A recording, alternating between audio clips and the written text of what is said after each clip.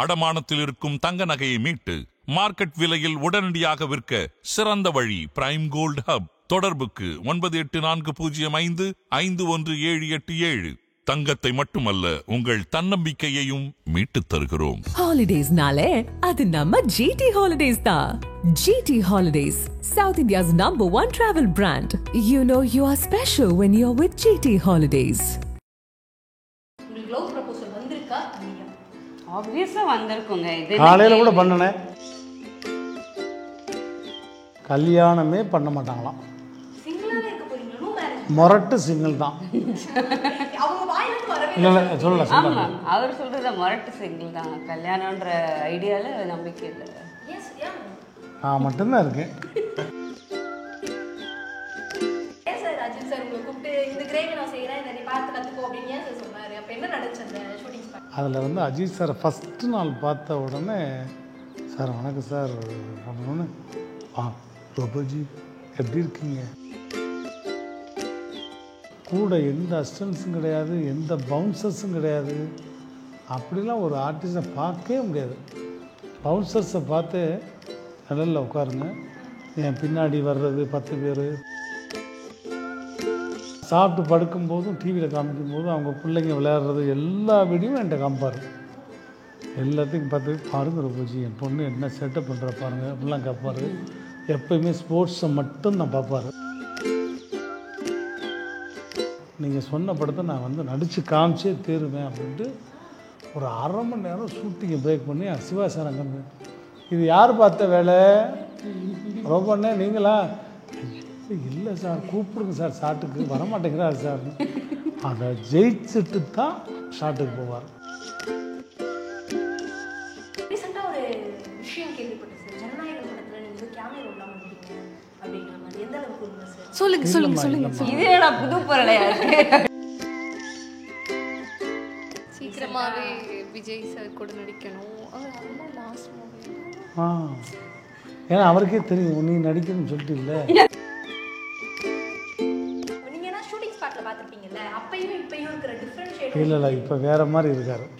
வேற லீக், வேறு ஃபயரில் இருக்கார். அகன் சினிமா நேயர்களுக்கு ஷாம்லாவோட பெரிய வணக்கம். Welcome to the show.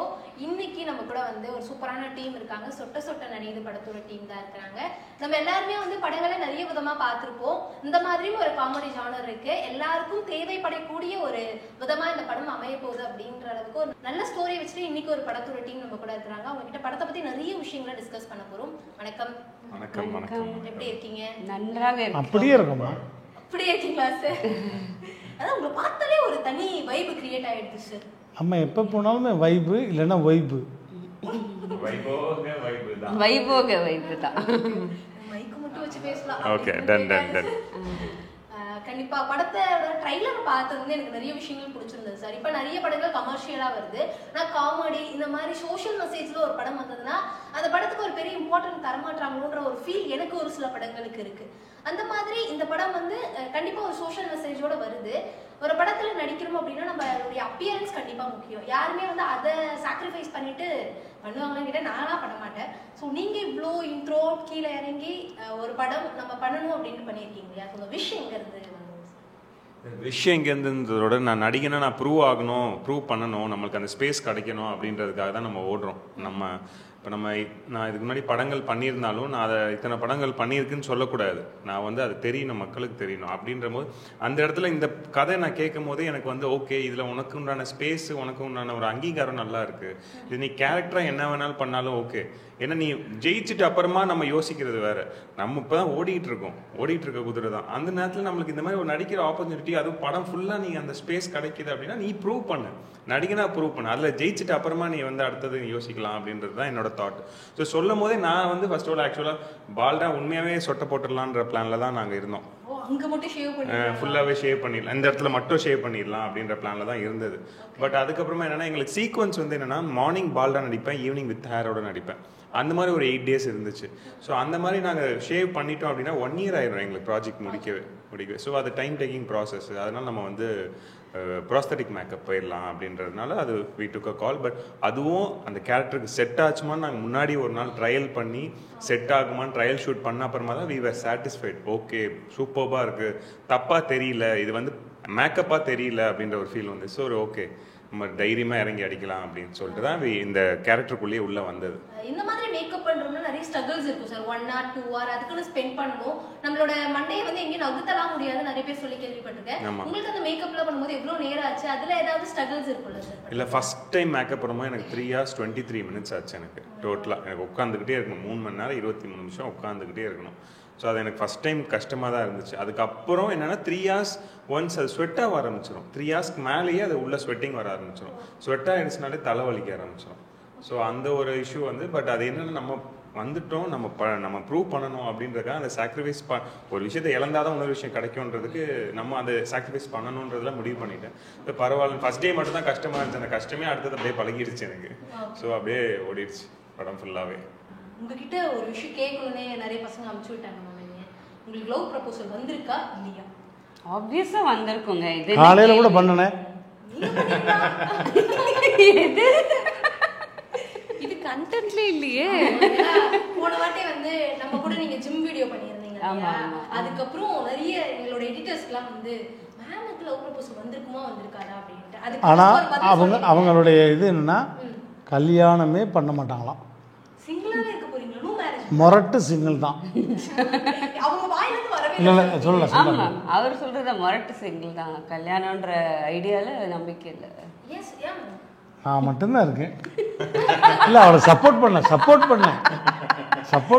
சொல்லுவாங்க.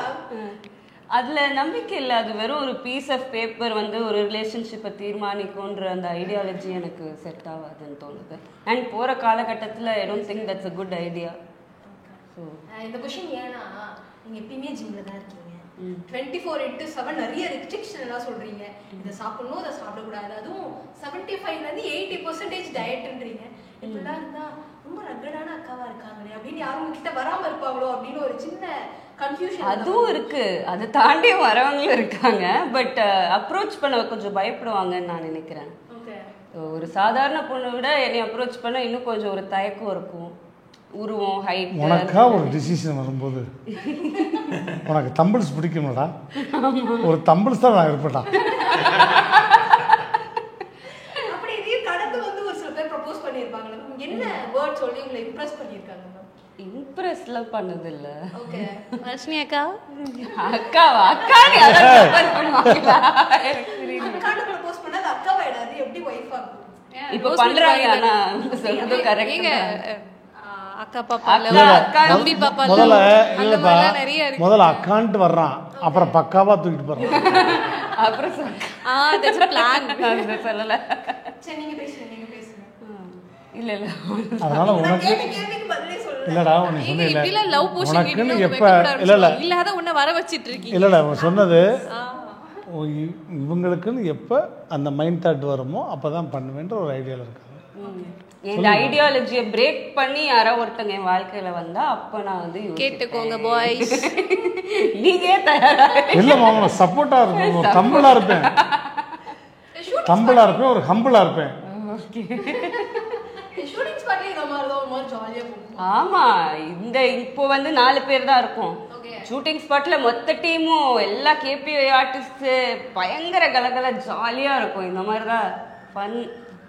இந்த படத்துல பிடிச்ச எக்ஸ்பீரியன்ஸ்னு ஒன்று இருக்கும்ல, அது என்னவா இருக்கும்? நிறைய எல்லாமே சொல்லலாம். பட் இவன் கூட இருந்த சீன்ஸ் எல்லாம் எனக்கு ரொம்பவே வந்து அது ஸ்க்ரீன்ல பார்க்கும்போது ஈவன் ஆடியன்ஸ் வில் என்ஜாய். இல்லப்பா இவங்க ஒரு யோகா ப்ராக்டிஸ் பண்ணுவாங்க.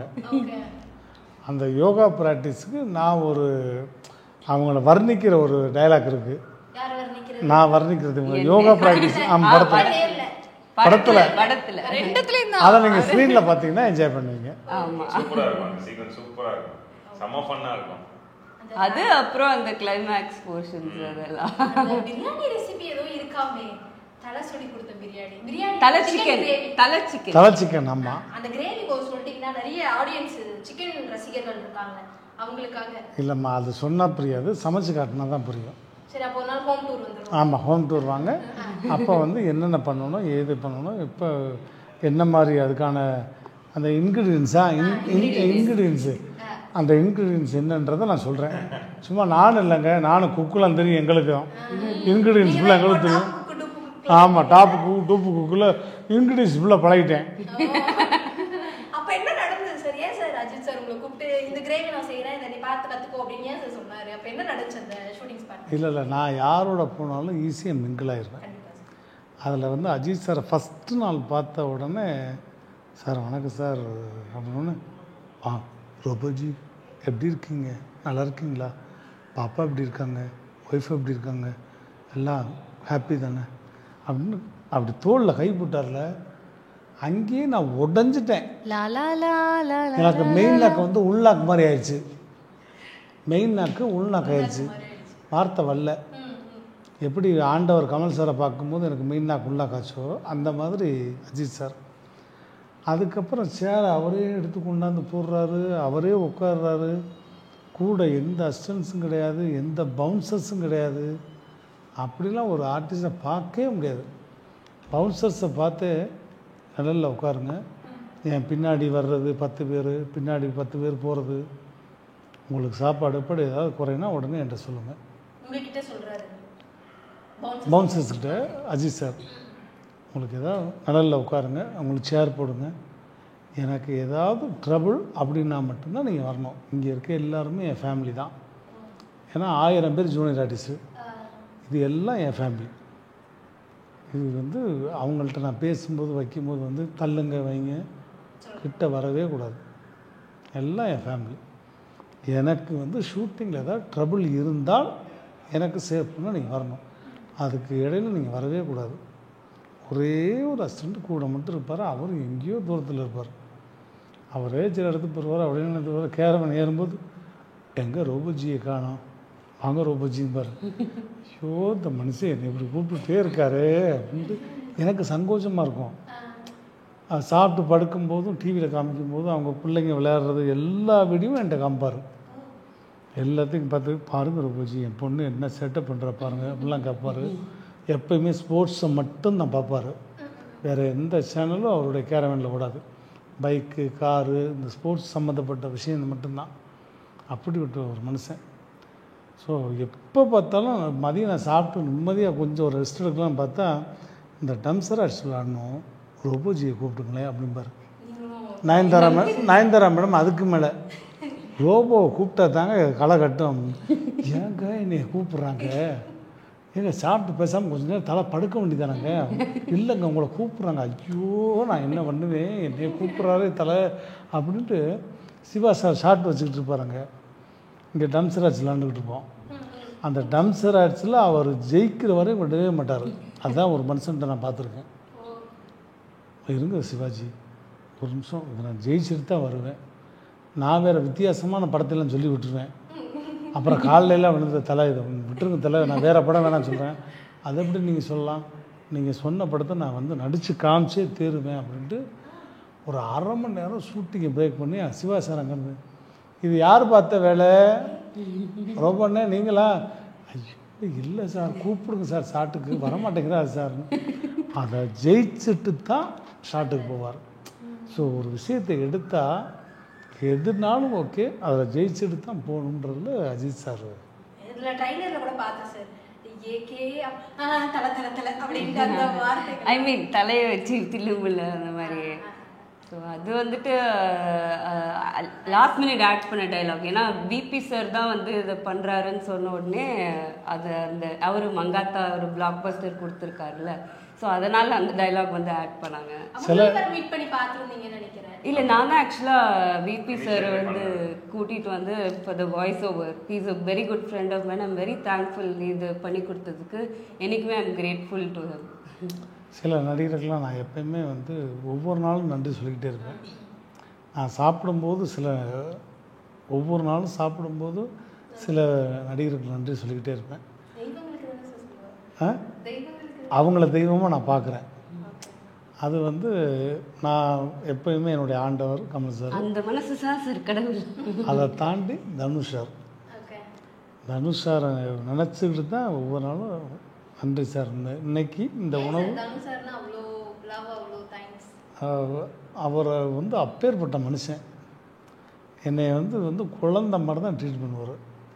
ரொம்ப வந்து உடம்பு தான் பெருசு, ஆனால் குழந்தை மாதிரிடா அப்படின்னு என்னை கட்டி அணைச்சி அணைக்கிற ஃபோட்டோலேயே அவ்வளோ விஷயம் இருக்குது. அவர் எனக்கு பண்ண உதவிகள் அவ்வளவு.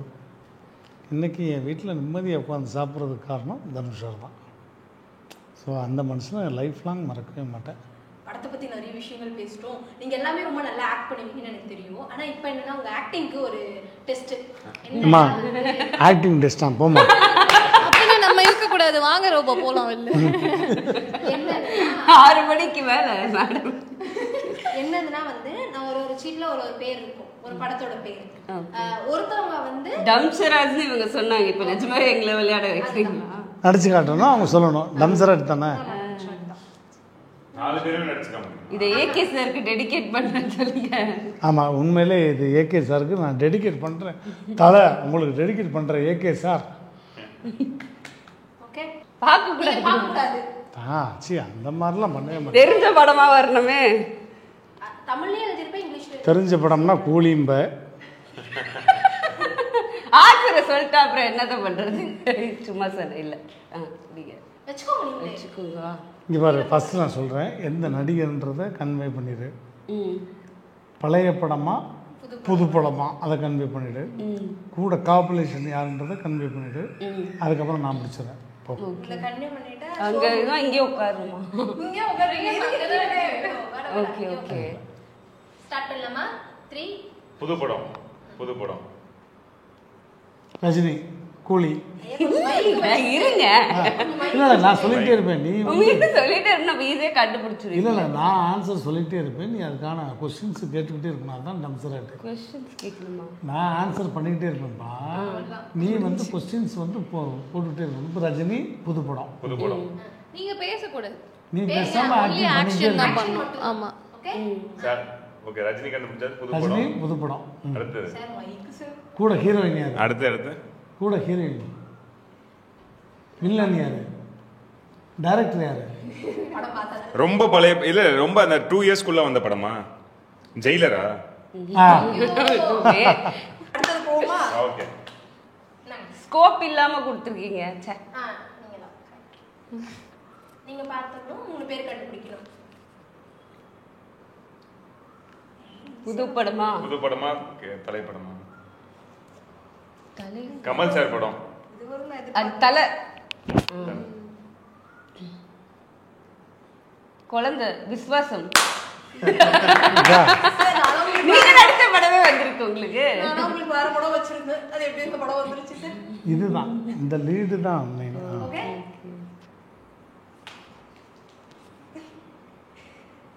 சோ உங்ககிட்ட மைக் இல்ல, மைக் வாங்கி வச்சுக்கோங்க.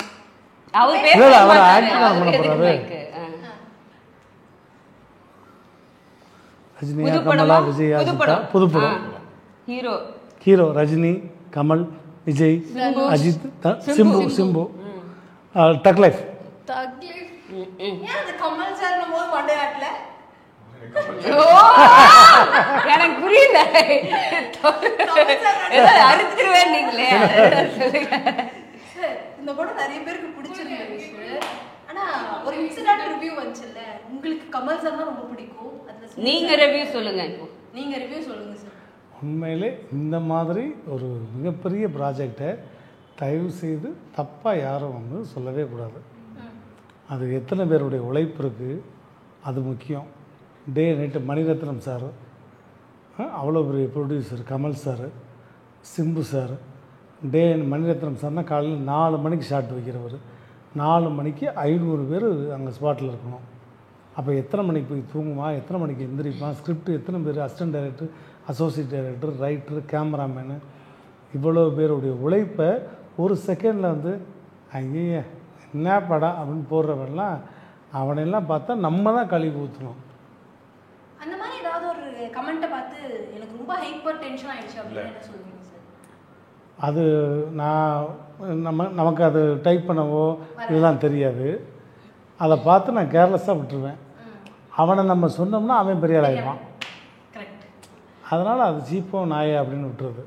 ஏன்னா ஒரு படம் எடுக்க ரொம்ப கஷ்டம்.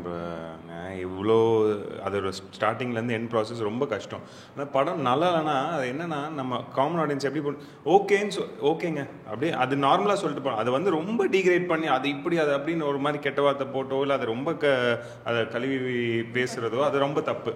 ஏன்னா அதோட உழைப்பு அதில் எவ்வளோ பேர் ஃபேமிலியாக எவ்வளோ பேர் வாழ்ந்துருக்காங்கன்ற ஒரு விஷயம் இருக்குல்ல. அதில் எவ்வளோ பேருக்கு லைஃப் கொடுத்துருக்கு, அவங்களுக்கு சேலரி, அவங்க ஃபேமிலி இருந்திருக்கு, அந்த விஷயங்கள் எல்லாமே இருக்குது அதோட பேக்ரவுண்டு.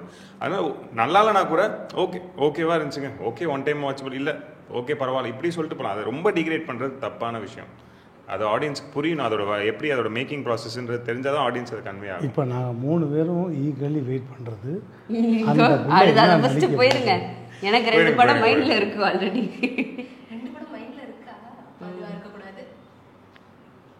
அம்மா பார்த்துட்டியா? தமிழ் தெரியுமாம்மா? அது வேணும், எனக்குலாம் வெறும் இங்கிலீஷில் மட்டும்தான் இருந்துச்சு, தமிழ்லேயே இல்லையே. சரி, என்ன உங்களுக்கு இங்கிலீஷ் படிக்க தெரியாதான்னு? சிம்பு, விஜய் லியோ, பழைய படம். ஹீரோயின் யார்? சிம்ரனா? அவ்வளோ பழசு இல்லையா? த்ரிஷா மேம் பழசா? அப்போ நயன்தாரா? நயன்தாரா பழைய படம். சமந்தா. தெரி நடிக்காவே கண்டுபிடிப்போம். அம்மா லோ பட்ஜெட் லைலா. ஆமாங்க, இவங்க தான் low budget Laila. Low budget மட்டும் வேணாம், லைலா விட அழகா தான் இருக்கு. ரீசெண்டா ஒரு விஷயம் கேள்விப்பட்டேன் சார், ஜனநாயகன் படத்துல நீங்க ஏதோ கேமியோ ரோல் பண்ணிருக்கீங்க அப்படின்ற மாதிரி. எந்த அளவுக்கு உண்மை சார்? ஏதாவது ஒரு அப்டேட் இருந்தா எக்ஸ்க்ளூசிவா கொடுத்துட்டீங்கன்னு சொல்லுங்க. இது என்னடா புது பொருளையா என்ன சொல்ல போறேன்? இல்ல அந்த படத்துல நான் இல்ல. ஆனா விஜய் சார் கூட நடிக்கணும்ன்ற ஆசைலாம் வந்திருக்கா? புலி படத்துல நடிச்சிருக்கேன்ல. அதுக்கப்புறம் சார்? அதுக்கப்புறம் இல்ல, என் பொண்ணு நடிச்சிட்டா. ஏன்னா நான் அங்கிட்ட தலையோட நடித்தேன், என் பொண்ணு தளபதியோட நடித்தார். ஸோ அது பிகில் வந்து ஒரு மிகப்பெரிய மாசம் என் பொண்ணு கொடுத்தாரு. அதுக்கு விஜய் சாருக்கு பெரிய ஹேட்ஸ் ஆஃப் தான். சீக்கிரமாகவே விஜய் சார் கூட நடிக்கணும். அதெல்லாம் லாஸ்ட் மூவியெல்லாம் ஏன்னா அவருக்கே தெரியும் நீ நடிக்கணும்னு சொல்லிட்டு இல்லை. ஓகே, நான் வந்தனால அவர் போயிட்டாரா? சார் லாஸ்ட்டாக மாடர்லாம் நடந்திருக்கு, ஸ்பீச்லாம் கேட்டிருப்பீங்க, எப்படி இருக்கு சார்? உண்மையிலே பயங்கர வைப்பாக இருக்குது. பார்க்கும்போது ஒரு மிகப்பெரிய ஆளுமை உள்ள ஒரு ஸ்பீச் நாங்கள் பார்க்குறோம். ஸோ அது எந்த அளவுக்கு ஒர்க் அவுட் ஆகுன்றது அது 26 தான் தெரியும். உங்களுக்கு பாடி இருக்காரு, நீங்க என்ன ஷூட்டிங் ஸ்பாட்ல பாத்தீங்கல்ல, அப்பையும் இப்பையும் இருக்கிற டிஃபரன்ஷியேட்? இல்ல இப்போ வேற மாதிரி இருக்காரு, வேற லீக், வேற ஃபயர்ல இருக்காரு அவர். ஓகே, அப்ப ஷூட்டிங் ஸ்பாட்ல எப்படி இருப்பார்? ரொம்ப ஒண்ணுமே தெரியாம ஓரமா உட்காந்துருப்பாரு, சைலண்ட். அப்படி டேக்ல எல்லாம் வந்து சாங் பார்ப்பாரு. டான்ஸ் மாஸ்டர் கதற ஆடுவான். டேக் போலாம் போலும். ஓகே, அங்கே டேக்கில் நின்ட்டாருன்னா 1 டேக் தான். ஆமாம், நான் புலியில் அந்த சாங் பண்ணேன், ஃபஸ்ட்டு சாங்கு. ஜிங்கிலிங்கே சித்திரக்குள்ளி சிரிக்கிறாளே, ஐயோ 1 டேக் தான். கட் பண்ண அப்படியே வந்து பெசால்ட்டாக அப்படி வந்துருப்பார், ஒன்றுமே தெரியாத மாதிரி. ஸோ அப்பேற்பட்ட தளபதி வரட்டும். நல்லபடியாக என்ன நடக்கணுமோ அது இறைவன் கையில் இருக்குது. கண்டிப்பாக சார். ஒரு ஆகஸ்ட் 29ஆம் தேதி அன்றைக்கி சொட்ட நடிகர் படம் தியேட்டர்ஸில் ரிலீஸ் ஆக போகுது. இந்த படம் ஒரு பெரிய வெற்றி அடையணும், உங்கள் எல்லாரையுமே அடுத்து நாங்கள் சக்ஸஸ் மீட்டில் வந்து பார்க்கணும் அப்படின்ட்டு ஆதன் சினிமா ஒரு மனமார்ந்த விஷஸ். உங்களோட பிஸியான டைமும் ஒரு நல்ல இன்டர்வியூ கொடுத்தீங்க, ரொம்ப நன்றி. Thank you thank you so much. கண்டிப்பாக சக்ஸஸ் மீட்டில் மீட் பண்ணுவோம்.